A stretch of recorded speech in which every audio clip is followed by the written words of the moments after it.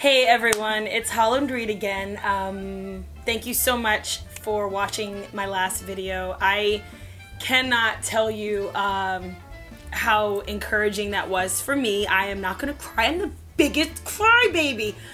Whoosa! This is very cathartic for me, I guess. And I'm realizing that the more I kind of open up, the more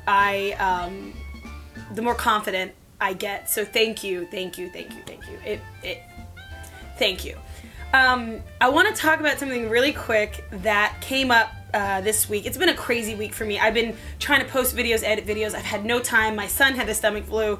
Just anything that could happen happened. And we all know that one of those things are our finances. And we are in tax season. So we know that everybody's about to get some money back and maybe have a good time, take care of some things they couldn't take care of, put money away, buy something new. And it just reminded me of something that happened to me about 1.5 years ago. I was in a coffee shop with a good friend that was trying to, I guess, figure out how to help me or figure out how to get me to see something that I wasn't necessarily seeing in myself, but in a non-pointing the finger, preachy kind of way. So I was going through a rough time, and as an artist, or even not, if you're not an artist, if you're just, you know, a person trying to make it and take care of things, you know, money can be unpredictable, paychecks, clients, especially when you're an artist or you work freelance.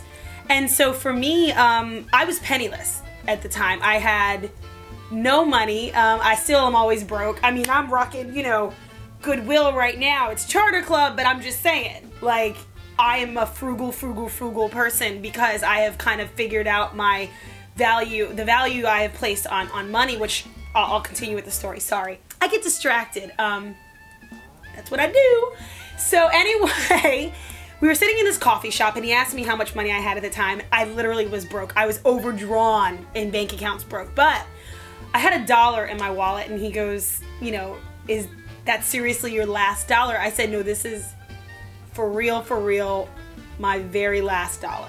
And God, even saying that, whoo, my last dollar in my hand, you know, and I was holding on to that dollar. I was holding on to it, like, and wouldn't spend it on anything. And not that that dollar was gonna feed me or my son. It wasn't gonna pay rent. It wasn't gonna do anything. It was $1. But I was so terrified to let it go because then I would really be broke, right? The logic in that, right? So he said to me, he said, oh Lord, he said, you need to rip up that dollar. He said, rip it up. I was like, boy, you crazy, you know. He was like, no, you need to rip it up. And he said, until you separate yourself and your life from that dollar, you're never gonna grow or move forward. And I sat there, I was like, you know, I knew he was right. We all know when somebody gives us, like, they're right. We don't want to hear it, but he was right.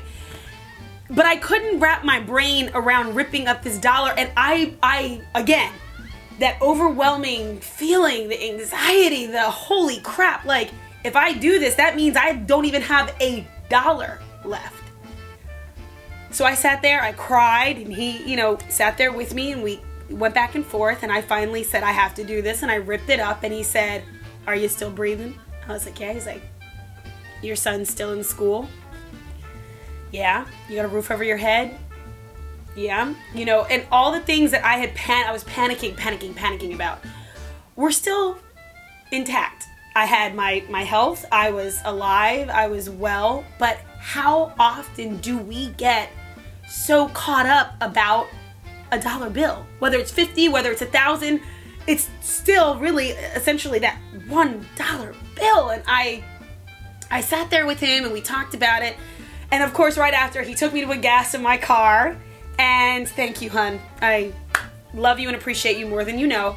And he gave me a small loan to try to keep myself, you know, afloat at the time. And I just remember thinking back to that, you know, with tax season coming. And I'm thinking of all the things that I'm gonna take care of. I need a new computer, you know, all these things. And then I was like, well, yeah, my computer's running slow. It has a big crack across the screen, but it works. You know, you just start putting things kind of into perspective. And sometimes where I want to go buy those, you know, $200-300 shoes, which I would never do, but I want to, you know, shop like Beyonce or Mariah and have a closet. And then I just go, you know what?